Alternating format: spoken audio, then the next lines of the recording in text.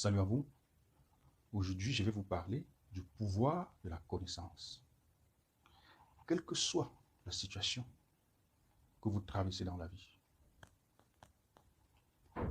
le remède à cette situation, c'est la connaissance. Quand vous cherchez la connaissance, vous allez voir les choses changer. C'est pour ça que si vous voulez voir les choses changer, si vous voulez voir les choses être sous votre contrôle, il faut chercher la connaissance. Et la dite connaissance, elle est séparée en deux parties. Il y a la connaissance intellectuelle et la connaissance spirituelle. La connaissance intellectuelle, c'est ce qu'on peut acquérir dans les écoles de formation. Et la connaissance spirituelle, c'est ce que nous pouvons acquérir dans des centres de formation biblique ou, entre guillemets, dans les églises. Mais surtout, ces deux connaissances, nous les acquérons vraiment par nos propres recherches.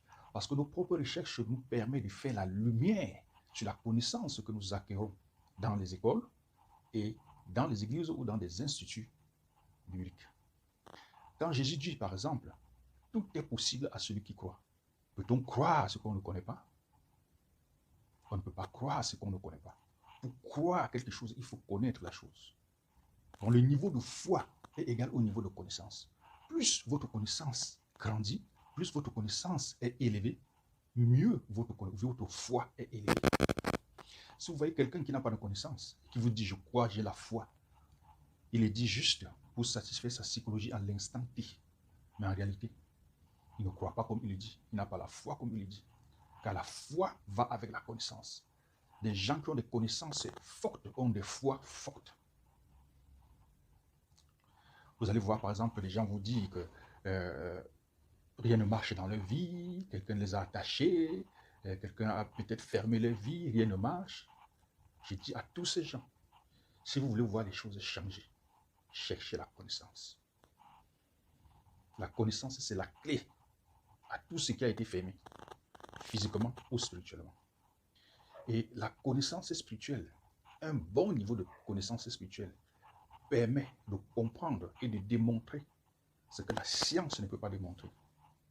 Tout simplement parce que le spirituel est au-dessus du physique. Le spirituel domine le physique. Le monde spirituel domine le monde physique. Tout ce qui se passe dans le monde physique a déjà soit été décidé dans le monde spirituel, soit c'est déjà passé dans le monde spirituel. Je prends un exemple. La naissance de Jésus. La science ne peut pas démontrer ça. La science ne peut pas démontrer comment une jeune fille vierge puisse tomber enceinte et accoucher un bébé. Mais une bonne connaissance spirituelle vous permet de démontrer, d'expliquer et de démontrer cela. Et lorsque je parle de connaissance spirituelle, s'il vous plaît, je parle de connaissance biblique. La connaissance spirituelle, c'est la connaissance biblique. Elle s'acquiert dans la Bible. Si quelqu'un vous apporte un livre, vous faisant savoir qu'à travers ce livre, vous aurez la connaissance spirituelle, soyez très prudent. La connaissance spirituelle, c'est la connaissance biblique. Et vos propres recherches vous permettent d'avoir la lumière sur ce qu'on vous enseigne. Les rituels, les initiations, ça, ce n'est pas la connaissance spirituelle. Si vous vous lancez dans les rituels et les initiations, ne soyez pas surpris que vous vous rendez compte en parcours que vous n'êtes pas en train d'acquérir la connaissance spirituelle, ou bien que vous êtes en train d'acquérir une connaissance spirituelle d'un autre genre. Sur ce, je vous souhaite une belle semaine.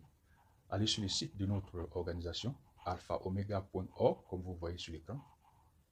Vous verrez là des bonnes choses pour vous, et surtout pour vos enfants aussi. Ciao.